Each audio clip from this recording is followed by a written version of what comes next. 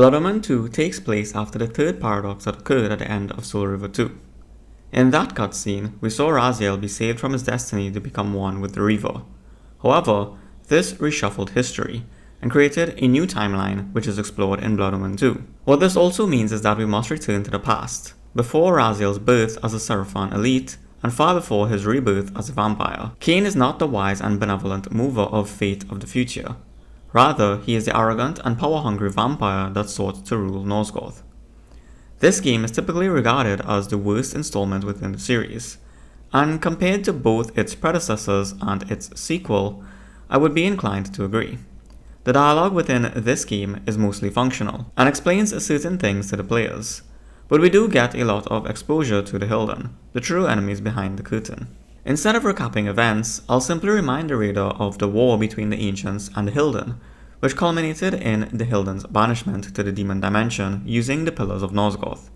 However, whilst the Ancients were constructing the pillars to end the war, the Hylden were similarly working on their own weapon, a large machine known simply as the Device, capable of eradicating all non-Hylden life within Nosgoth.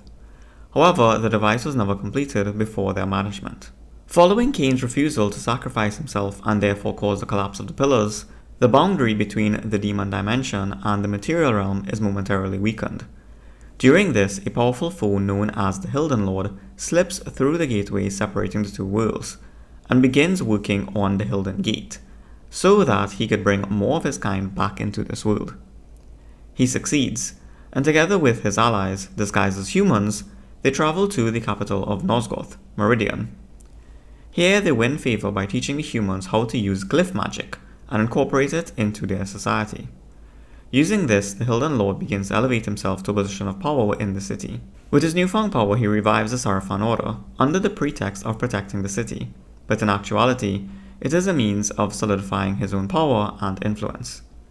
He also assumed command of the Seraphon, becoming known as the Seraphon Lord, leader of the new order. Kain, meanwhile, is recruiting a legion of vampires in an attempt to become the supreme ruler of Nosgoth. One of these potential recruits, Marcus, refuses to join Kain, and so Kain attempts to destroy him, but Marcus escapes, though Kain thinks him to be dead.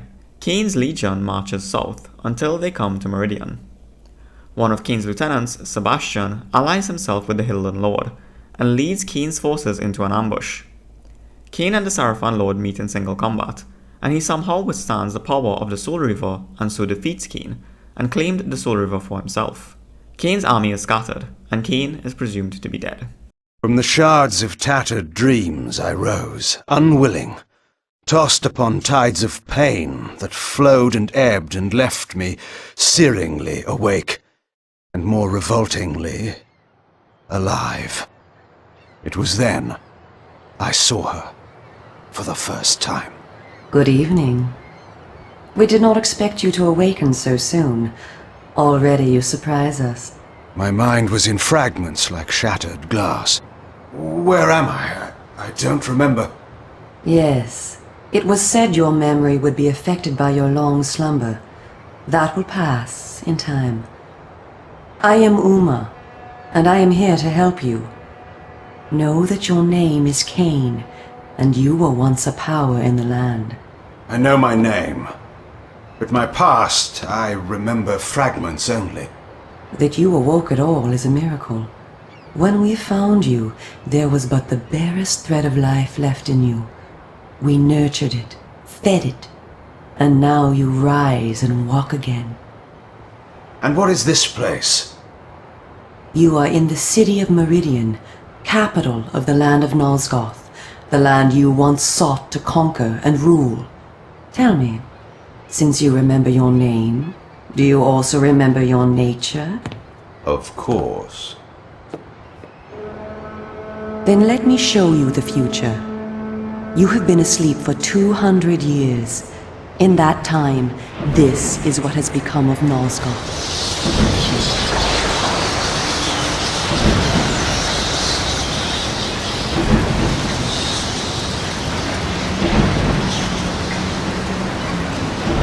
You were a great general, commanding an army of vampires, but the powers you opposed were too strong for you. You were struck down, your armies defeated, scattered, and destroyed. Everyone believed you to be dead. Who defeated me? The Seraphan, an army of fanatical humans sworn to eradicate all vampires from the world. A new leader brought them together, and wielding a new kind of magic, deadly to our kind, was able to destroy your army and kill most of the vampires. You were defeated in mortal combat by this leader, the Hylden Lord. But that is not the end of the story. Under the guise of protecting the land from the vampire menace, the Seraphan seized control of all of Nosgoth, and their rule is not kind.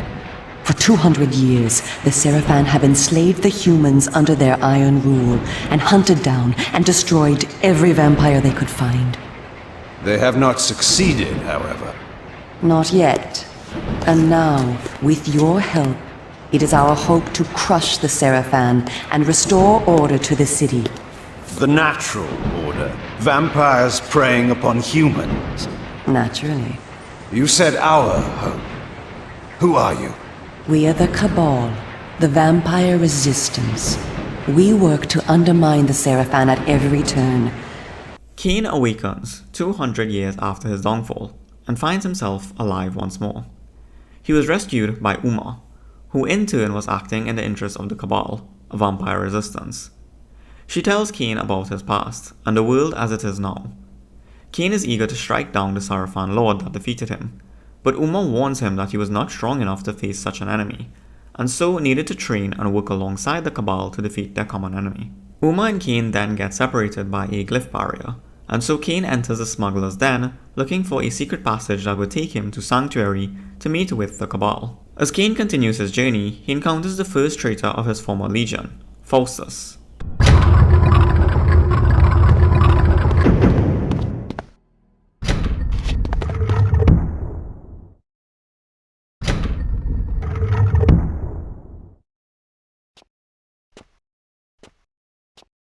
Well, our lord was correct. You are alive. Do you remember me, Kain, who served you so well? It was Faustus, one of the legionnaires of my army of vampires, an indifferent soldier, but now a traitor to our race. Faustus, it's true then. I hardly believed it. Vampires have turned against their own kind. What is our kind? In serving the Seraphan, I have protection, I have power. And who better to hunt down a vampire than a more powerful vampire? History is written by the winners, Kain. That is my kind. How many of us have been destroyed by the Seraphan? How many have been brought to their deaths by you? I care not for those destined to die.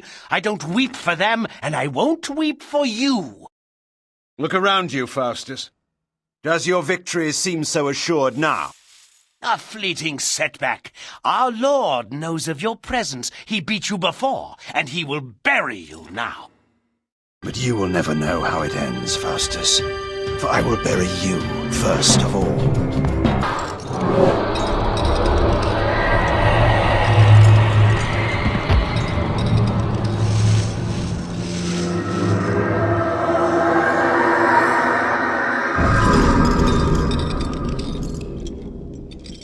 Similar to Faustus makes a pact with the great and evil Hylden Lord, being promised security and power should he join the winning side. Kain kills him and absorbs his blood, thus giving him Faustus' power.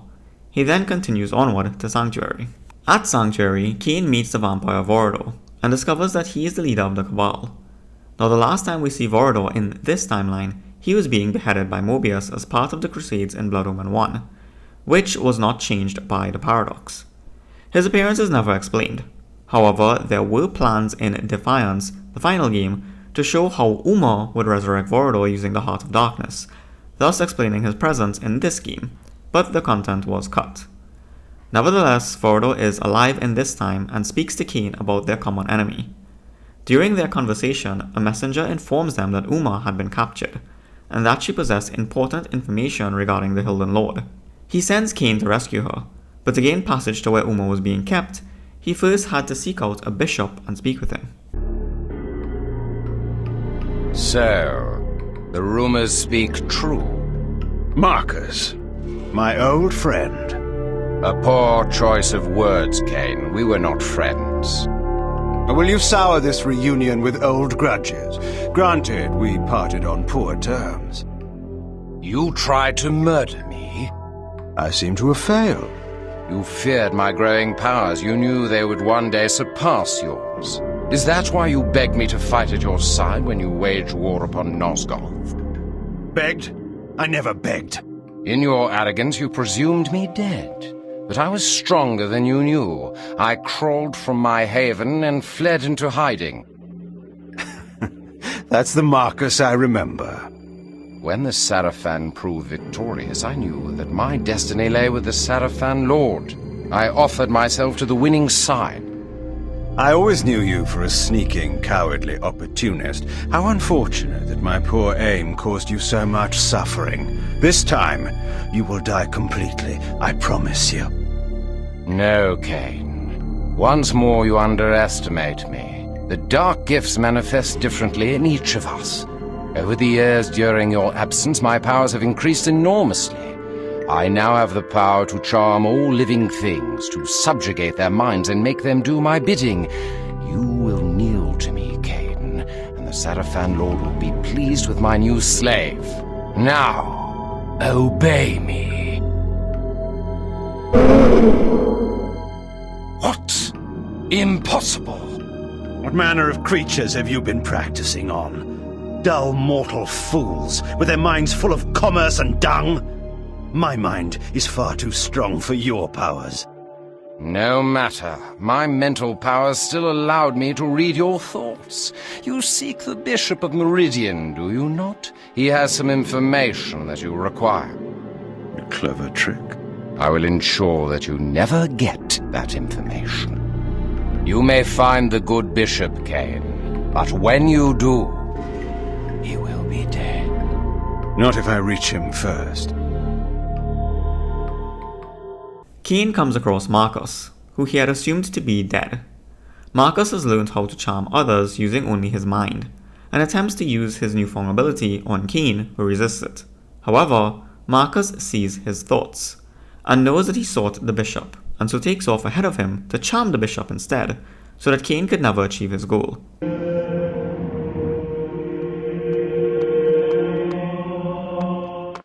Old man, do you live? Yes. Yes, I do. I must thank you for destroying that fiend. He robbed me of my mind. He was a novice. Bishop, I require your help. Vorador has sent me to gain passage to the Sarafan Keep. One of our associates is held captive there. A fool's errand to enter the very maw of the beast. But yes, I will help you. I will take you there. I will show you the entrance. Kain slays Marcus and releases the old man from Marcus's control. The bishop shows him the way to find Umah, and Kain continues on his journey. Kain manages to rescue Umah, but not before the Hylden Lord confronts him suddenly. Kain jumps at the chance to defeat this enemy that had bested him before, but armed with the Soul Reaver, the Hylden Lord is far too powerful for Kain to take on.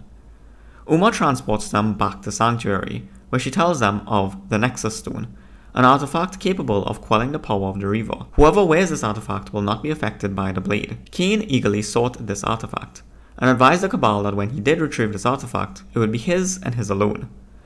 The others agree, and so he sets off in search of the stone.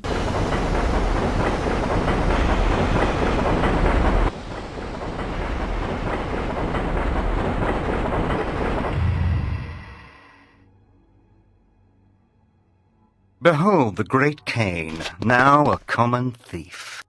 The fiend that dogged my shadow showed himself at last, and in the light, I knew him. Another visage from my past. Sebastian, it is you who have been following me.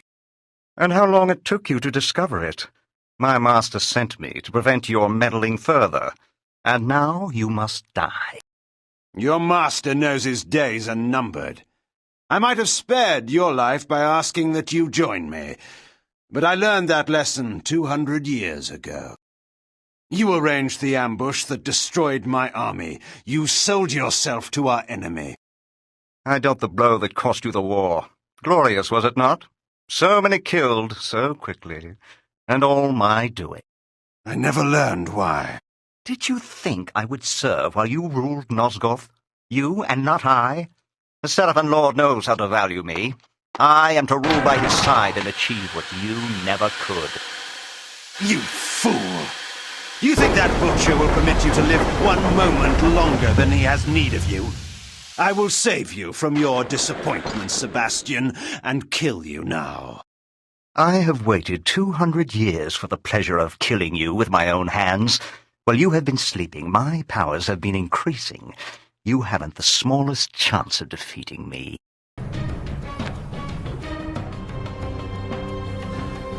Tell me of the Nexus stone and this portal.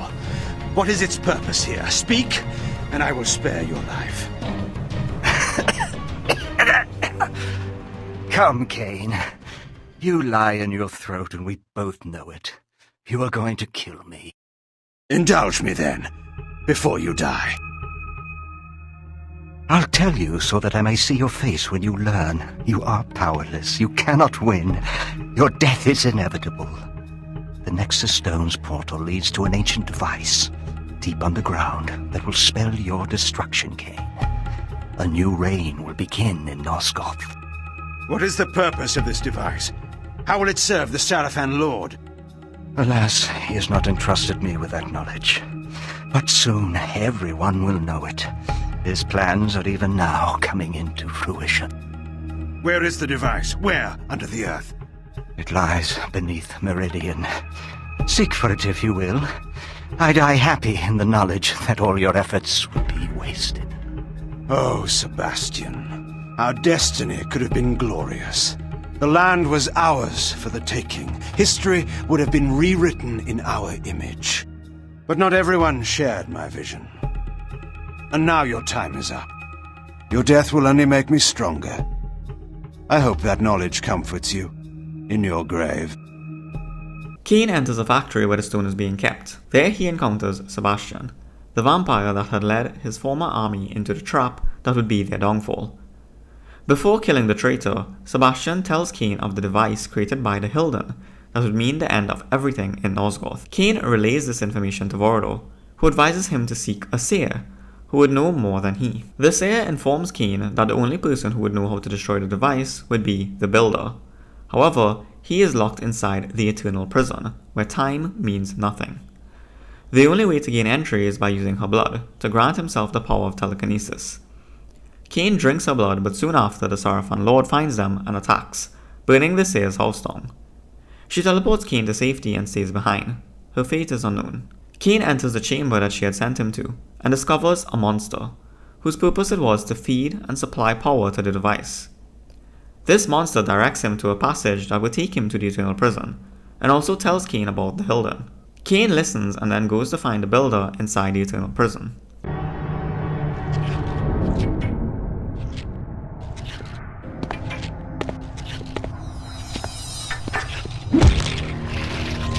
Prisoner, I require information. You are not a jailer.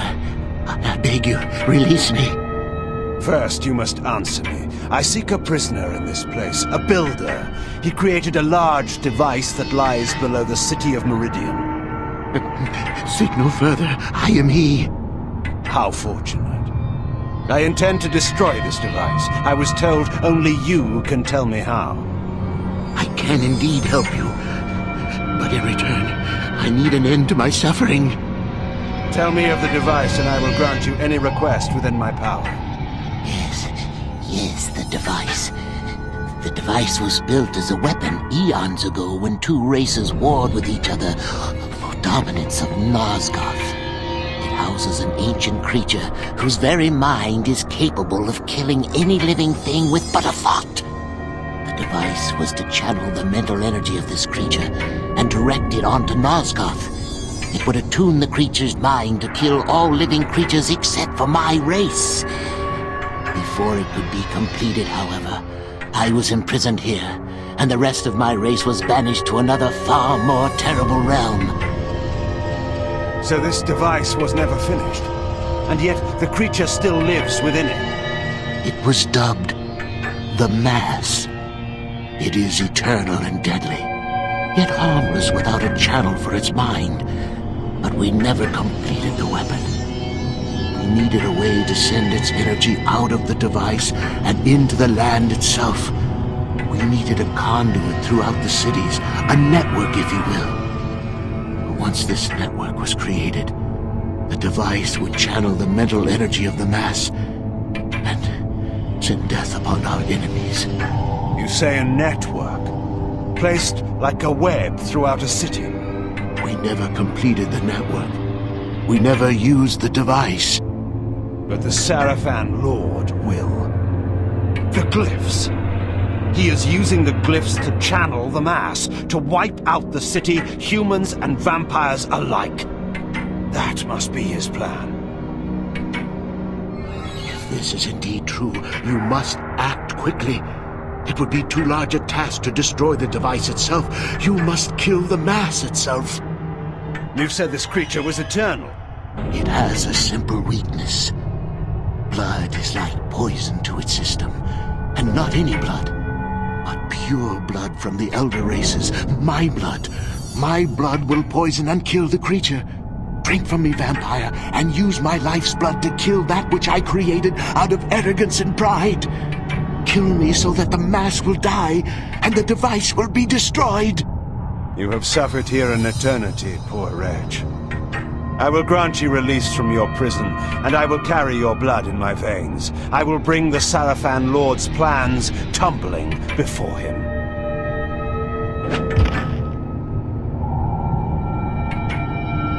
Kain finds the builder inside the prison, and the builder explains the nature of the device to Kain. He then tells him that his blood can cripple the Mass, a being whose power is channeled through the device, and is used to kill all non-Hylden life within Nosgoth.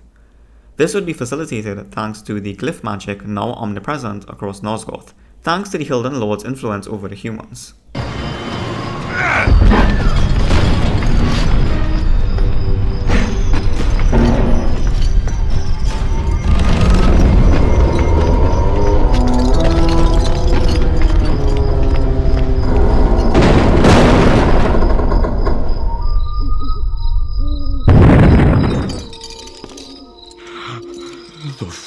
Lifts. Sire, wait. What trickery is this? No trickery, sire. I am your servant once again, your champion. Pathetic wretch. I have no... Magnus? Could it be? It is I, sire. How is this possible? Here, in this cursed place, was my finest warrior. The Sarafan had fallen before him by the score. Together, he and I were invincible. Until... Magnus, the traitor. Is this your reward for betraying me to the Sarafan Lord? Sire, I did not... You left my camp in the night to join with my enemy, like all the others. Sire, no. I wanted only to serve you. I thought in my pride I would strike a blow that would end the war. I went to kill the Sarafan Lord, alone. I was your champion. You never returned. I failed you. I tried to kill him. Even now I cannot remember how he defeated me. I was struck down, helpless at his feet, and then, through his foul magic, he took my mind and transported me here to this hellhole. But what of you, sire? I heard that you were dead. Well, not so dead as some would like to have me. As you see, I have returned. Magnus, my champion, you have suffered long enough. It is with pride that I grant you your death. Sire, my thanks. As Kain is traversing the prison and when he is leaving, he encounters a deranged vampire. After defeating this vampire, he recognizes him to be Magnus, Kain's right-hand man. Magnus had slipped away prior to the ambush to face the Hylden Lord on his own, but he was defeated and the Hylden Lord locked him in the eternal prison and took his mind as punishment. Kain had thought that Magnus was yet another betrayer, but upon hearing his story, he grants him mercy and kills him. Kain returns to the monster who directs him towards the Mass, where Kain uses the Builder's blood to destroy the creature and thus disable the device. Returning to where the monster was, he finds in its place an angelic creature. The monster is revealed to have been Janos all along, degenerated to that vile creature through bloodthirst and years of torture. Janos tells Kain of his noble ancestry, before transporting them both back to Sanctuary. They make their final plans. Learning the location of the Hylden Lord's fortress, they intend to take his ship there and end the being once and for all. Before this, however, Umah betrays Kain, thinking that he would not let her and the rest of the Cabal live once Kain seized power. She believed him to be similar to the Sarafan Lord, and so steals the Nexus Stone from Kain, and goes to confront the Sarafan on her own. He finds her afterward, bleeding and dying, and chose to take her life for her betrayal. Continuing onward, he finds a ship and sails toward the Hylden Lord's fortress for the final showdown.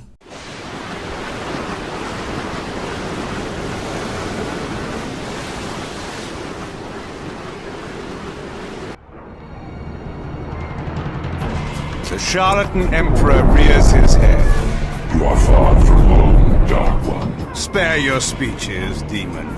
Your secrets are known to me now. Your plans crumble like dust, brought down by my will. You have struggled longer than expected, but nothing has changed.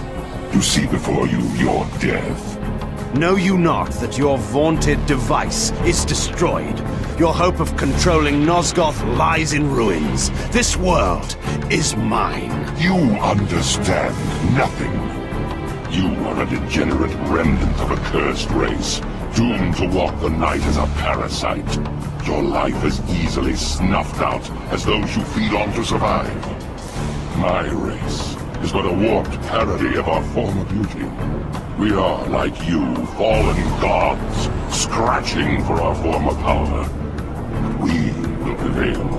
We will cleanse this world of your kind, and bring about a new, glorious age.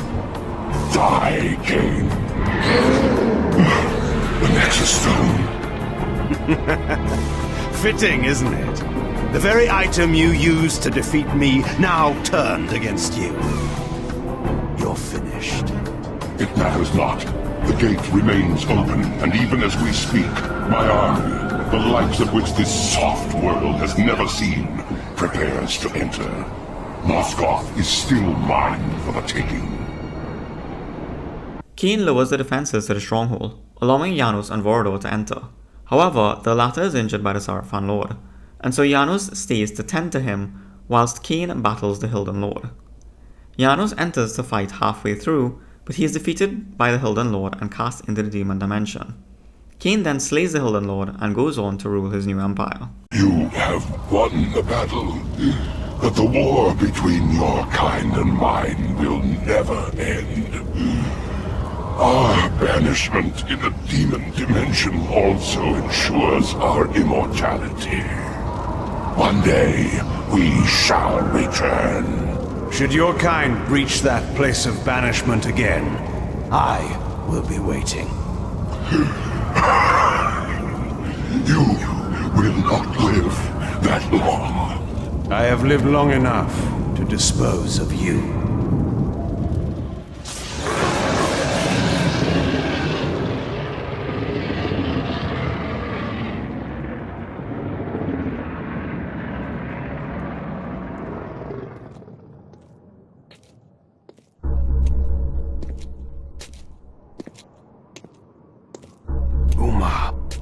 What was it she said to me in that fatal moment when she took from me the Nexus Stone?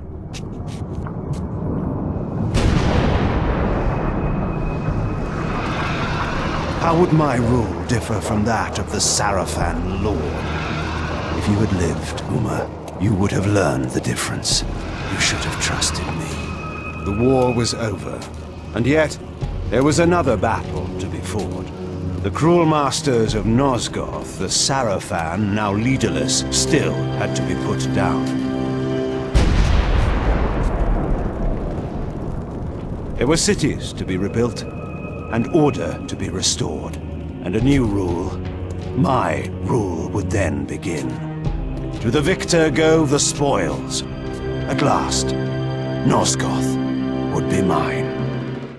Although this game is usually regarded as the worst of the 5, the dialogue and story still remains interesting, and parallels can be drawn from each of Kain's former legion. But let's follow the story linearly and begin with Kain. This version of Kain is not the mastermind trying to rewrite Nosgoth's history that we saw in the future. And though he is ambitious and quite arrogant, he is not a good leader. This is evidenced by the fact that 3 of his former legion betrayed him, and even his newfound allies, namely Umah, also betray him later on. Once again, he isn't the mover of fate and destiny, but is more narrow-minded, wanting to rule over Nosgoth. Still, his brazenness and confidence is a bit refreshing when compared to modern protagonists. Following his story, the first of his former legion he meets is Faustus. Faustus is a race traitor, as Kain points out, betraying his own race for protection and power, allying himself with the winning side. He represents much of the leaders of today, who are race traitors, like Keir Starmer for instance, who see that whites are losing the public battle, and so side with the immigrants instead. Marcus, the second traitor, was incredibly weak and pathetic. Kain sought to destroy him, but when he failed, Marcus crawled out and grovelled to the Hylden Lord, so as to gain more power and influence. Even his tactics are cowardly, making others do his dirty work for him. Marcus represents those soy-faced leftists who are too meager, weak, and pathetic to do anything of their own, but backed by the more powerful system, are free to do what they want without consequence. Sebastian betrayed Kain out of a pure hatred toward Kain. Sebastian would rather join the other side than to serve under Kain, and he further shows his spite towards Kain by telling him of the Hylden's plan, just to see the despair in Kain's face before he died. Similarly, there are those that seek to stir drama within the right, an attempt to use the guise of being nationalistic in order to lead others astray, similarly to how Sebastian lured Kain's legion into an ambush. Finally, there is Magnus. True to Kain but incredibly prideful. He faces the Hylden Lord all on his own, and when met with such a foe he loses, gives into despair, and loses his mind. Similarly, for those looking to take on the system at large and meet with defeat at every turn, it is easy to give in to despair and become more radical, like Magnus was in the Eternal Prison. The Cabal are quite clearly the resistance, but Kain's refusal at every turn to work with them and instead act in his own self-interest is one of the reasons why Kain is a failed leader, and also why Umah does not trust him. He blames her and thinks her an agent of the Hylden Lord, after she had stolen the Nexus stone, but he did not stop to consider that it was he that gave her a false impression of himself. The Hylden, disguised as humans, infiltrated the major cities of Nosgoth and spread their glyph magic throughout, becoming widely accepted. As we learn later on, this would actually bring about the genocide of the humans and vampires alike, and leave the Hylden as the sole race conquering the world. This is paralleled through a particular tribe of today, who believe themselves to be the chosen people, and would rather eradicate or enslave the others, so as to be the supreme rulers of the world. In this aspect, the Hylden represent a sort of Jewish influence within Nosgoth. However, they are led by a higher evil. Janos and the ancient vampiric race are akin to angels, whereas the Hylden are the demons seeking to tear down all of Nosgoth save for themselves. This ought to mirror the higher ideals of both sides in the real world. The elites are puppets, playthings of evil. Evil acts through them, and their actions are motivated by hate. We ought to embody the good, and act solely out of love for our fellow peoples and countries. However, these lines are often blurred when the latest migrant attack or LGBTQ degeneracy gives rise to hatred, which, when acted upon, makes us similar to our enemies, the same way that Umah viewed Kain as similar to the Hylden Lord. Despite his shortcomings, Kain manages to save Nosgoth from the Hylden's plot, and continues to rule his empire. Next we will look at Defiance, which follows Kain and Raziel where they left off in Soul Reaver 2. Remember that this game, Blood Omen 2, simply filled the gap made in the timeline when Kain saved Raziel from his destruction. When Kain sees the new memories blooming and dying at the end of Soul Reaver 2, this game's story is what he saw. One could almost do away with this game entirely, and go from Soul Reaver 2 directly to Defiance. But this game does show a lot more of the Hylden, and also why Kain's actions in Soul Reaver 2 was not altogether desirable.